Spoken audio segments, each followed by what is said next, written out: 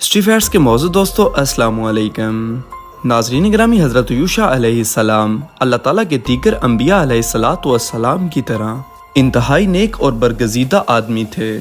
آپ علیہ السلام کا ذکر قرآن مجید میں صرف 2 مقام پر آیا ہے۔ آپ علیہ السلام کا سلسلہ نسب حضرت یوسف علیہ السلام سے جا ملتا ہے۔ آپ علیہ السلام حضرت موسیٰ علیہ السلام کے خاص خدام میں سے تھے۔ حضرت موسیٰ علیہ السلام کے بعد بنی اسرائیل کی نیابت آپ علیہ السلام کے ہاتھ میں آئی اور حضرت موسیٰ علیہ السلام کی حیات میں ہی آپ علیہ السلام امیر لشکر بنا دیے گئے تھے۔ حضرت یوشع علیہ السلام کو بنی اسرائیل کو خدا کا وعدہ اور نصرت یاد دلانے کے لیے جہاد کے لیے ابھارا گیا۔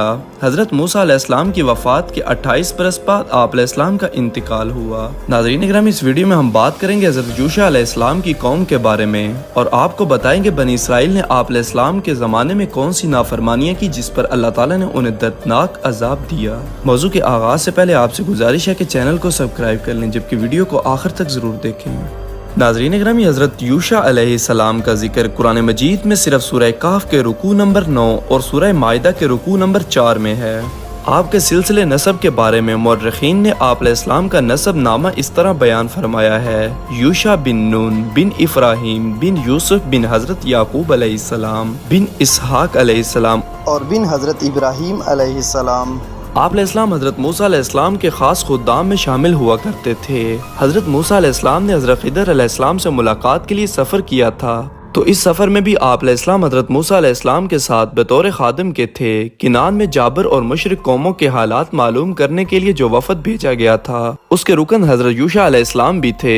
حضرت موسیٰ علیہ السلام نے بنی اسرائیل کو ان قوموں سے جنگ کرنے کی ترغیب دی اور انہیں انکار کیا، تب یہ پہلے شخص تھے جنہوں نے بنی اسرائیل کو جرأت اور ہمت دلانے کی کوشش کی اور خدا کا وعدہ اور نصرت یاد دلا کر جہاد پر اکسایا اور کہا کہ اگر تم جنگ کے لیے تیار ہو جاؤ تو یقیناً فتح تمہاری ہوگی۔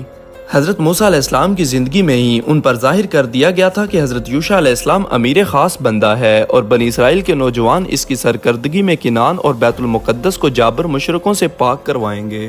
بنی اسرائیل پر میدان طیہ میں 40 سال گزرنے کے بعد اللہ تعالیٰ نے حضرت یوشع علیہ السلام کو حکم دیا کہ تم بنی اسرائیل کے اس قافلے کو لے کر موجودہ سرزمین کی طرف بڑھو اور وہاں پر اماقلہ اور دوسری جابر قوموں سے جنگ کرو اور ان کو شکست دو، میری مدد تمہارے ساتھ ہے۔ حضرت یوشع علیہ السلام نے بنی اسرائیل کو خدا کا پیغام سنایا اور وہ سب دشت سینا سے نکل کر ارض کنعان کے سب سے پہلے شہر اریحا کی طرف بڑھے اور دشمنوں کو للکارا، تو دشمنوں نے بھی باہر نکل کر سخت مقابلہ کیا، آخرکار شکست کھا گئے اور بنی اسرائیل کو فتح نصیب ہوئی۔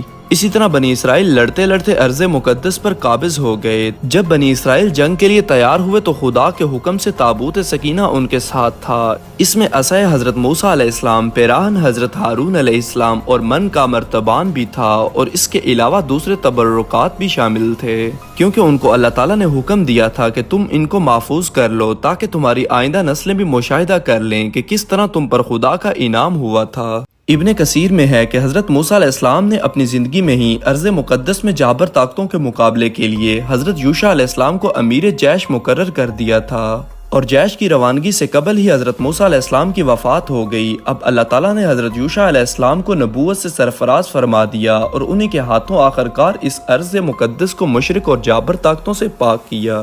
ابن کثیر میں ہے جب آپ علیہ السلام نے بیت المقدس کا محاصرہ کیا تو وہ جمعے کا دن تھا اور لڑتے لڑتے شام ہو گئی، اور عین وقت جب فتح کا آ پہنچا تو دشمنوں کے قدم اکھڑا گئے۔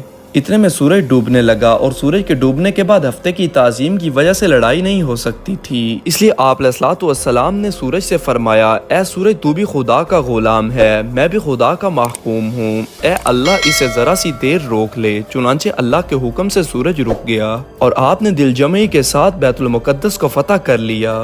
ایک روایت میں ہے کہ اس قدر مال غنیمت ان کو حاصل ہوا کہ اس سے قبل انہوں نے اتنا مال کبھی نہیں دیکھا تھا۔ فرمان خدا کے مطابق اسے آگ میں جلانے کے لیے آگ کے پاس لے گئے اور اسے آگ میں ڈال دیا، لیکن آگ نے اسے نہ جلایا۔ اس پر اللہ کے نبی حضرت یوشع علیہ السلام نے فرمایا: تم میں سے کسی نے اس میں سے کچھ چرا لیا ہے یا نہیں؟ میرے پاس ہر قبیلے کا سردار آئے اور میرے ہاتھ پر بیعت کرے۔ چنانچہ اس طرح کیا گیا۔ ایک قبیلے کا سردار آپ علیہ السلام کے ہاتھ سے چپک گیا۔ آپ علیہ السلام نے فرمایا کہ تیرے پاس وہ خیانت کی چیز ہے، جا اسے لے آ۔ اس نے ایک گائے کا سر جو سونے کا بنا ہوا تھا پیش کیا، جس کی آنکھیں یاقوت کی تھی اور دانت موتیوں کے تھے۔ جب وہ سر بھی دوسرے مال کے ساتھ ڈالا گیا تو آگ نے سب کچھ جلا دیا۔ قرآن کریم میں ہے کہ اللہ تعالیٰ نے بنی اسرائیل کو کامیاب کر دیا، جب ان کا شہر میں داخل ہونے کا وقت آیا تو حکم ہوا مغرور اور متکبر انسانوں کی طرح داخل نہ ہونا، بلکہ خدا کا شکر ادا کرنے والوں کی طرح بارگاہ الہی میں خشوع کے ساتھ جھکتے ہوئے اور توبہ استغفار کرتے ہوئے داخل ہونا، تاکہ خدا کے شکر گزار بندوں اور مغرور اور سرکش انسانوں کے درمیان امتیاز رہے۔ مگر فتح و نصرت کے بعد بنی اسرائیل میں غرور غالب آ گیا اور خدا کے حکم کی خلاف ورزی کرتے ہوئے مغرور اور متکبر انسانوں کی طرح بستی میں داخل ہوئے، اترتے ہوئے سر کو بلند کرتے ہوئے اکڑتے ہوئے جا رہے تھے، نیاز مندی اور استغفار کے بجائے سوکیانہ الفاظ کہتے ہوئے، گویا کہ اللہ تعالیٰ کے ارشاد کے ساتھ مزاح کرتے ہوئے داخل ہو رہے تھے۔ آخر غیرت حق کو جوش آیا اور جزائے اعمال کے قانون الہی نے عذاب کی صورت میں ان کو آ پکڑا، جیسا کہ ارشاد باری تعالیٰ ہے، اور جب ہم نے کہا کہ داخل ہو جاؤ اس شہر میں اور کھاؤ اس میں جہاں سے چاہو جی بھر کے، اور داخل ہو دروازے میں سر جھکائے ہوئے اور کہو اے رب ہماری خطاؤں کو بخش دے، ہم تمہاری خطاؤں کو بخش دیں گے اور نیکی کرنے والوں کو زیادہ بھی دیں گے۔ اس آیت میں لفظ حتہ آیا ہے۔ اس بارے میں حضرت ابن عباس رضی اللہ تعالیٰ عنہ فرماتے ہیں مغفرہ استغفروا، اور حضرت قتادہ رحمۃ اللہ علیہ فرماتے ہیں احتت انا خطایانا، حاصل یہ ہے کہ کہتے ہوئے داخل ہو خدایا ہم کو بخش دے، ہماری خطاؤں کو معاف کر دے۔ بخاری شریف میں حضرت ابو ہریرہ رضی اللہ تعالیٰ عنہ کی روایت ہے جس کا ترجمہ ہے بنی اسرائیل سے کہا گیا تم دروازے میں عاجزی کرتے ہوئے داخل ہو اور حتہ کہو، لیکن یہ اپنی سرینیوں پر چلتے ہوئے داخل ہوئے اور کہتے تھے یعنی گیہوں اور جو میں۔ قصص القرآن میں ہے کہ حدیث کے اس جملے کی صحیح تفسیر وہ ہے جو حضرت عبداللہ بن مسعود رضی اللہ تعالیٰ عنہ سے منقول ہے۔ وہ فرماتے ہیں کہ بنی اسرائیل شہر میں داخل ہوتے وقت سر جھکاتے ہوئے چلنے کے بجائے اکڑتے ہوئے اور سر بلند کرتے ہوئے چل رہے تھے، یعنی جس طرح ایک مغرور انسان اکڑتے ہوئے مٹکتے ہوئے سرینیوں کو حرکت دے کر عجیب انداز سے چلتا ہے، اسی طرح بنی اسرائیل بھی سرینیوں کو ابھارے ہوئے ان کے بل مٹکتے ہوئے داخل ہوئے۔ سوال یہ پیدا ہوتا ہے کہ حتہ آخر ہے کیا جس کو اتنا مقدس اور تکریم دی گئی ہے؟ یہ بیت المقدس کے دروازے میں سے ایک دروازہ ہے جو مشہور و معروف ہے اور اب تک آباد ہے اور زیارت گاہ ہے۔ جو کوئی گناہوں کے استغفار کے لیے اس مسجد میں آتا ہے تو وہ اسی دروازے سے داخل ہوتا ہے۔ وہاں کے مجاوروں کی زبانی مشہور ہے کہ اس دروازے سے داخل ہونا گناہوں سے پاک ہونے کا سبب ہے۔ حالانکہ یہ دروازہ حضرت سلیمان علیہ السلام کے زمانے میں بیت المقدس کی تعمیر کے وقت تیار ہوا تھا۔ حضرت موسیٰ علیہ السلام کے عہد میں نہ بیت المقدس تھا اور نہ یہ دروازہ۔ البتہ یہ ہو سکتا ہے کہ حضرت سلیمان علیہ السلام اور پچھلے انبیاء علیہ السلام نے وحی اور کشف کے ذریعے اس دروازے کو اس گاؤں کے دروازے کے ساتھ تشبیہ دے کر باب حتہ کا لقب دیا ہو، جس کی خاصیت میں دونوں مناسب ہیں۔ اب سوال یہ پیدا ہوتا ہے کہ بنی اسرائیل کو اللہ تعالیٰ نے کون سا عذاب دیا تھا جس کے بارے میں اللہ تعالیٰ کا ارشاد ہے مگر ہوا یوں کہ ان سے جو بات کہی گئی تھی ظالموں نے اسے تبدیل کر کے کچھ اور بات بنا لی، نتیجہ یہ ہوا کہ جو نافرمانیاں وہ کرتے آ رہے تھے ہم نے ان کو سزا میں ان ظالموں پر آسمان سے عذاب نازل کیا۔ اکثر مفسرین نے لکھا ہے جب انہوں نے یہ حرکت کی تو ان پر طاعون مسلط کیا گیا جس کی وجہ سے ایک دن میں 24,000 آدمی ہلاک ہو گئے۔ یہ عذاب آسمان سے اس طرح نازل ہوا کہ آسمان کے ہر دروازے سے زہر آتا اور ان کے مساموں کے راستے سے ان میں داخل ہوتا اور روح کے مزاج کو مفاسد کر کے خون میں سمیت پیدا کر دیتا جس سے ان کی رگیں اور جسم کے نرم حصے تباہ ہو گئے، یہاں تک کہ طاعون ظاہر ہوا اور اس کا زہر ان کے دل تک پہنچا جس سے وہ ہلاک ہو گئے۔ صحیح مسلم اور دیگر حدیث کی کتابوں میں ہے کہ حضور خاتم النبیین صلی اللہ علیہ وسلم نے فرمایا کہ طاعون رجز ہے، اس کا عذاب بقیہ ہے جو پہلے لوگوں کو دیا گیا، پس جب کسی شہر اور ملک میں پڑے اور تم اس میں ہو تو وہاں سے مت بھاگو، اور اگر سنو کہ کسی ملک یا شہر میں وبا پڑی ہوئی ہے تو وہاں مت جاؤ۔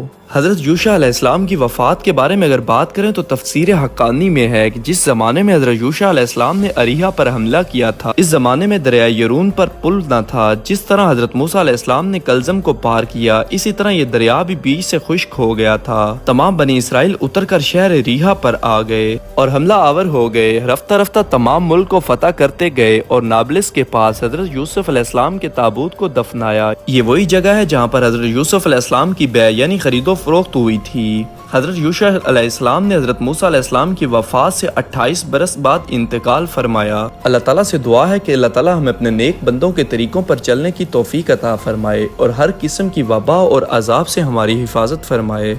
ناظرین گرامی، یہ تھی ہماری آج کی ویڈیو۔ اگر آپ کو ویڈیو اچھی لگی تو اس کو لائک اور شیئر، جبکہ چینل کو سبسکرائب کر دیجیے گا۔ آپ سے جلد ملاقات ہوگی کسی نئی معلوماتی اور تاریخی ویڈیو کے ساتھ۔ اللہ